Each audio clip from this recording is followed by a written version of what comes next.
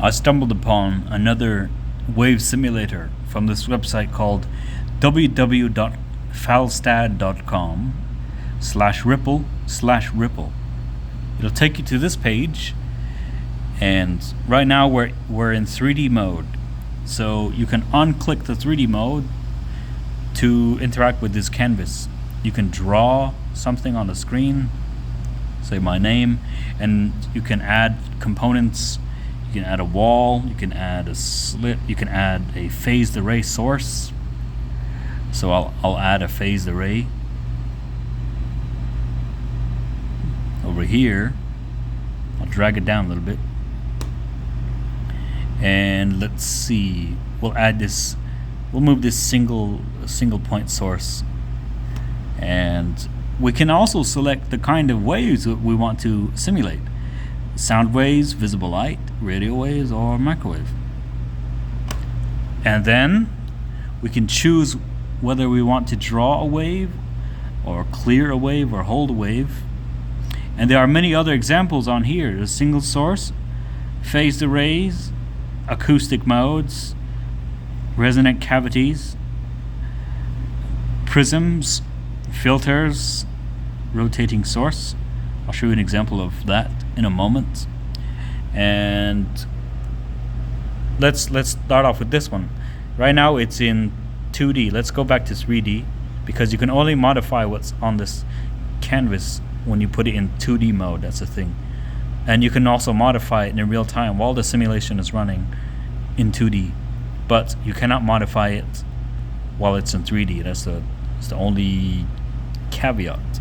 So when I unclick this stop checkbox, it will start. Boom! And now the phased array source has begun to emit the waves.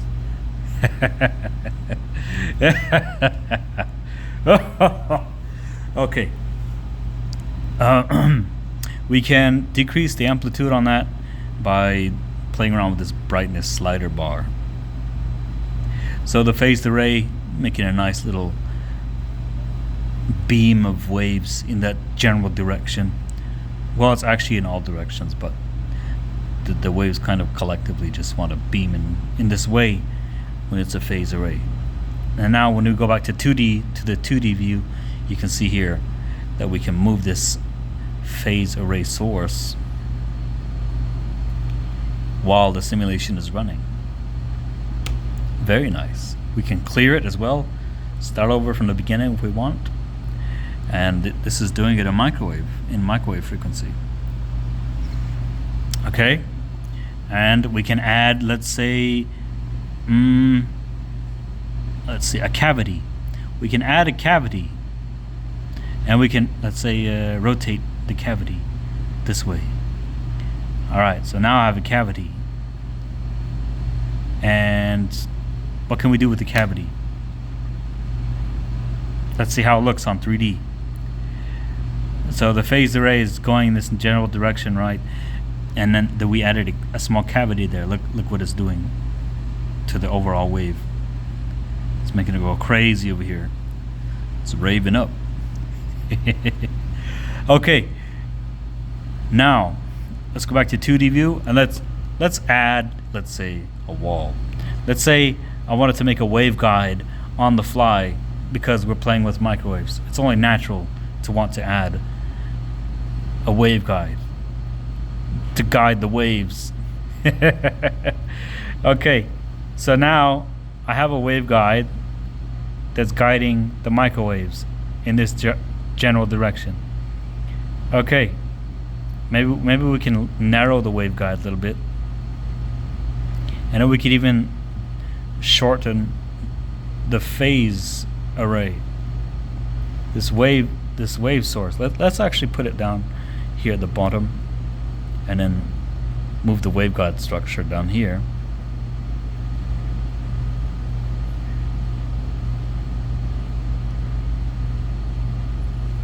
And see what that does. Look at that. Now we got waves. Actually, let's move this point source out of the way, and then see what the cavity's doing. We could even duplicate the. I'm curious. what happens if we duplicate the cavity. And so now we're looking at the 2D results. Let's look at the 3D results. There you go. What's it look like when we increase the frequency? Let's find out. Let's increase the frequency, clear the waves, and start over from the beginning. Look at that. Oh, beautiful. And then let's increase the amplitude a little bit, and then look at the side view. And then let's see here. You know what I'm curious about too is, like, if we add a rotating source of microwave, what would happen? Let's clear this up, go back to the 2D view, and remove this phase array, and let's add a rotating source. Let's put the rotating source at the end of the waveguide, and let's go back to the 3D view, look at our beautiful waveguide structure, and then start the simulation again. Uncheck this box, and you can see here that there's the source is rotating. You can see it rotating clockwise on the screen, and then look how that behaves on the end of this waveguide structure. It's kind of leaking out toward this side. Look at that. Very interesting. And then we we can increase the amplitude by sliding the brightness up. That is so cool. And then, okay, so that's microwave, right? Well, what would happen if we were to change it into, let's say, a sound wave instead? Let's look at that. The wave structure should change completely. Clear that up, and now we have sound waves coming through here. It actually doesn't look too different. Interesting. Other than the fact there's a lot of leaking. If we decrease the frequency, it's probably going to be more dramatic. Look at that. Whoa. Yeah, lower frequency definitely has an effect here.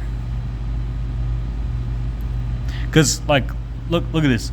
If we look at some of the examples, and then we would look for some acoustic simulations, like, let's see,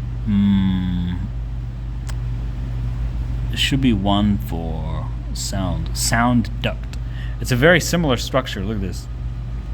Yeah, just one pulsating, just a pulse of sound going down this duct structure. Look at that, how it looks.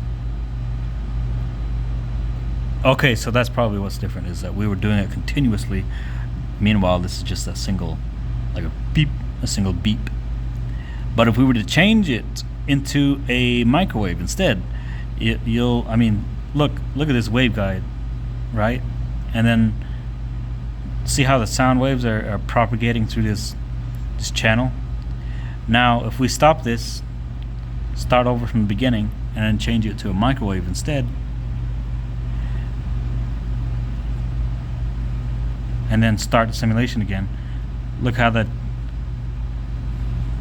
channel, the waveguide, affects that single pulse of microwave. Look at it. Looks different, right? So there's so much customization here, and so many things you can play around with. I mean, there are prisms. I mean, look at this prism, right? It's beautiful. This is supposed to represent, light. A visualization of light interacting with a prism and then bouncing off in this other direction, while also slightly giving off light in all the other directions. Look at that. Wonderful.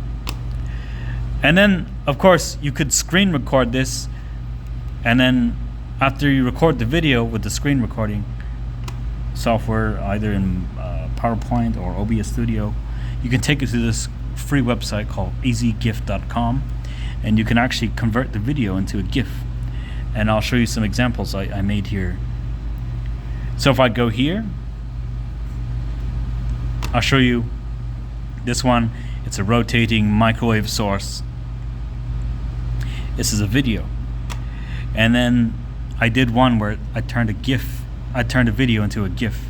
So this one I put my name on there, and you can see the EM waves interacting with my name.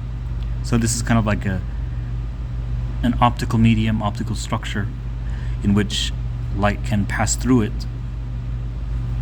It's transparent, but at the same time it also scatters the light a bit. And so this is a nice GIF you could put in a presentation or show it to your friends. You can add it, you can do stuff like this. It's a great tool. So anyways, have fun out there, enjoy.